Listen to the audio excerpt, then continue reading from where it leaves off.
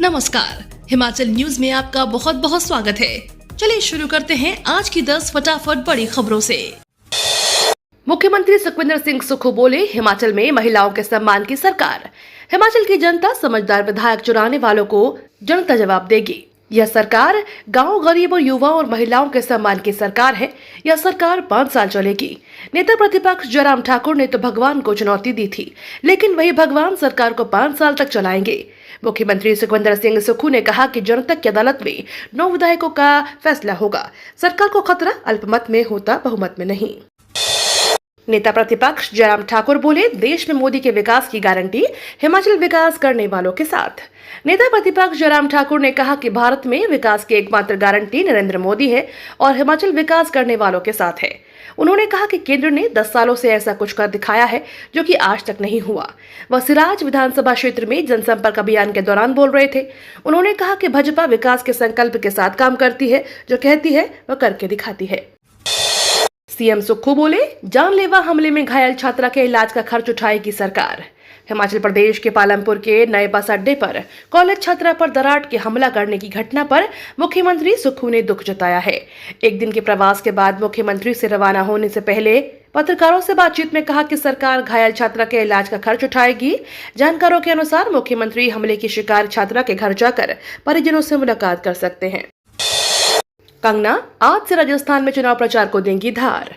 मंडी संसदीय क्षेत्र से भाजपा प्रत्याशी कंगना रनौत आज से राजस्थान में चुनाव प्रचार को धार देंगी। वह पाली, जोधपुर, बाड़मेर संसदीय क्षेत्र शो करेंगी। पार्टी के केंद्रीय नेतृत्व और राजस्थान भाजपा ने उनके रोड शो का कार्यक्रम तय कर दिया है। केंद्रीय सूचना एवं प्रसारण मंत्री अनुराग ठाकुर के बाद हिमाचल प्रदेश से कंगना रनौत ऐसी दूसरी नेता होंगी जो अन्य राज्यों में भी पार्टी प्रत्याशियों के पक्ष में रोड शो और जनसभा करेंगी। Himachal Pradesh medical representative association ने उठाई मांग, जीवन रक्षक दवाइयों से हटाया जाए tax. Himachal Pradesh medical representative association मंडी इकाई का वार्षिक अधिवेशन वरिष्ठ नागरिक सभा मांडव चैरिटेबल ट्रस्ट हॉल मंडी में हुआ। इसमें दवा प्रतिनिधियों ने अपनी मांगों को प्रमुखता से उठाते हुए जीवन रक्षक दवाइयों को टैक्स मुक्त करने की वकालत की। आमजन की सुविधा के लिए जीवन रक्षक दवाओं से टैक्स हटाया जाना चाहिए। कांगड़ा और हमीरपुर सीटों पर कांग्रेस के नए सिरे से किया सर्वे, टिकटों पर जल्द लगेगी मुहर। हमीरपुर और कांगड़ा संसदीय सीट पर कांग्रेस पार्टी जल्द ही अपने प्रत्याशियों की घोषणा कर सकती है। 24 अप्रैल को केंद्रीय चुनाव समिति की बैठक होगी। इसमें कांगड़ा और हमीरपुर संसदीय क्षेत्रों से टिकटों पर अंतिम मुहर लग सकती है। कांग्रेस पार्टी ने दोनों संसदीय क्षेत्रों के लिए नए सिरे से सर्वे करवाया है। इस सर्वे रिपोर्ट के आधार पर ही टिकटों का आवंटन होगा। उपचुनावों के लिए प्रत्याशियों को टिकटों के लिए इंतजार करना पड़ सकता है। जानकारों के अनुसार इनके टिकट कांग्रेस आलाकमान मई महीने में फाइनल कर सकता है। गोविंद ठाकुर बोले, प्रदेश सरकार ने दी अपराधियों को खुली छूट की गारंटी, लगातार बढ़ रहा क्राइम। एक के बाद एक सामने आ रहे आपराधिक मामले प्रदेश की सुक्खू सरकार की दोयम दर्जे की कानून व्यवस्था की पोल खोल रहे हैं। कांग्रेस सरकार आंखों में पट्टी बांधे बैठी है। यह आरोप पूर्व मंत्री और मंडी संसदीय क्षेत्र के भाजपा प्रभारी गोविंद ठाकुर ने लगाया है। उन्होंने कहा कि पिछले 15 महीनों में अपराधियों को खुली छूट की गारंटी सुक्खू सरकार दे रही है। उन्होंने कहा कि पूरा प्रदेश लचर कानून व्यवस्था के कारण गंभीर परिणाम भुगत रहा है और समाज के हर वर्ग में असुरक्षा का डर बना हुआ है। कांग्रेस पूरी ताकत से लड़ेगी लोकसभा की जंग। लोकसभा चुनाव को लेकर कांग्रेस ने ऐलान जंग कर दी है। कांग्रेस पूरी ताकत लोकसभा सीटों पर झोंकने वाली है। इसके लिए प्रदेश को लोकसभा सीटों पर हिसाब से 4 भागों में बांटा गया है। इन सभी भागों में वॉर रूम स्थापित करने की तैयारी चल रही है, ताकि स्थानीय स्तर पर उठने वाले मुद्दों और ज्यादा से ज्यादा जानकारियों को जुटाया जा सके। प्रदेश में खुलने वालों 4 वॉर रूम में फैसलों की जानकारी प्रदेश स्तरीय वॉर रूम तक आएगी और यहाँ तक कि अधिकारी आगामी रणनीति बनाएंगे। कांग्रेस का गढ़ रही शिमला सीट पर 15 सालों से बीजेपी का राज, अब मंत्रियों की लंबी फौज पर जीत की जिम्मेदारी। हिमाचल प्रदेश में 7वें और आखिरी चरण में लोकसभा के चुनाव होने हैं। प्रदेश में सभी 4 सीटों पर 1 जून को चुनाव होंगे। हिमाचल प्रदेश की शिमला संसदीय सीट भी बेहद अहम है। इस सीट पर साल 2009 से लेकर लगातार भारतीय जनता पार्टी का कब्जा है। साल 2009 से पहले यह सीट कांग्रेस पार्टी का गढ़ रही है। इस बार कांग्रेस के सामने इस सीट को दोबारा वापस जीतने की चुनौती रहने वाली है। Himachal Pradesh DElEd entrance test के लिए ऑनलाइन आवेदन शुरू। हिमाचल प्रदेश स्कूल शिक्षा बोर्ड के द्वारा डीएलएड प्रवेश परीक्षा के लिए आवेदन ऑनलाइन भरने की प्रक्रिया शुरू कर दी गई है। डीएलएड की प्रवेश परीक्षा के लिए ऑनलाइन आवेदन करने की अंतिम तिथि 10 मई निर्धारित की गई है। अगर कोई अभ्यर्थी किसी कारणों से 13 मई तक अपना फॉर्म नहीं भर सका तो लेट फीस 300 रुपए के साथ 13 मई तक अपना आवेदन ऑनलाइन कर सकता है। सीपीएस की नियुक्तियों को चुनौती देने के मामले में सुनवाई शुरू। हिमाचल प्रदेश हाईकोर्ट में सोमवार को मुख्य संसदीय सचिवों की नियुक्ति को चुनौती देने वाली याचिकाओं पर बहस शुरू हुई।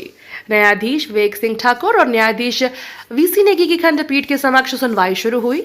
पक्षकारों की ओर से बहस सुनने के बाद अब मामले को अगली बहस के लिए 1 को रखा गया है। 2 अप्रैल को कोर्ट ने अगली तारीख निर्धारित करते हुए स्पष्ट किया था कि आगामी तारीख के मामले में सुनवाई रोजाना आधार पर होगी। कुवैत में पहली बार हिंदी में रेडियो प्रसारण। कुवैत में पहली बार हिंदी में रेडियो प्रसारण शुरू हुआ है। कुवैत रेडियो पर हर रविवार को एक हिंदी कार्यक्रम प्रसारित किया जाएगा। कुवैत में मौजूद भारतीय दूतावास ने कुवैती संचार मंत्रालय की तारीफ करते हुए कहा, कुवैत की तरफ से उठाया गया यह कदम दोनों देशों के बीच के रिश्ते को मजबूत बनाएगा। कुवैत में करीब 10 लाख भारतीय रहते हैं।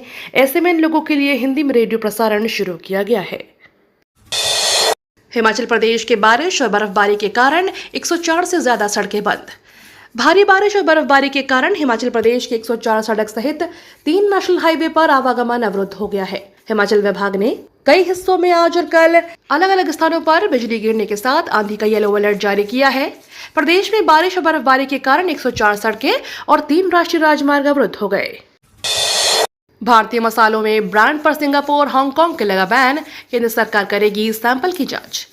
भारत के 2 लोकप्रिय मसाला ब्रांड एमडीएच प्राइवेट लिमिटेड और Everest food products private limited के मसालों पर सिंगापुर के बाद हांगकांग ने भी बैन लगाना शुरू कर दिया है। 24 घंटे के भीतर दोनों देशों ने प्रतिबंध लगाने का निर्णय लिया है। इसकी वजह यह है कि इनकी जांच में कैंसर कारक केमिकल्स मिले हैं। गेहूं खराबी के मामले में केंद्र सरकार ने किसानों को दी बड़ी छूट। श्रीगंगानगर और अनूपगढ़ जिलों के कई इलाकों में बरसात से खराब हुए गेहूं की खरीद के मामले में केंद्र सरकार ने बड़ी राहत दी है। खाद्य और उपभोक्ता मामलों के विभाग के सहायक निदेशक डॉक्टर प्रीति शुक्ला ने इस संबंध में आदेश जारी भी किए हैं। इस आदेश के मुताबिक बरसात के खराब हुए गेहूं को भी किसान बेच सकेगा और खास बात यह है कि किसानों को उनकी फसल का पूरा दाम मिलेगा। ये तो थी आज की 10 बड़ी खबरें। डेली खबरों से अपडेट रहने के लिए चैनल को सब्सक्राइब करना बिल्कुल ना भूलें।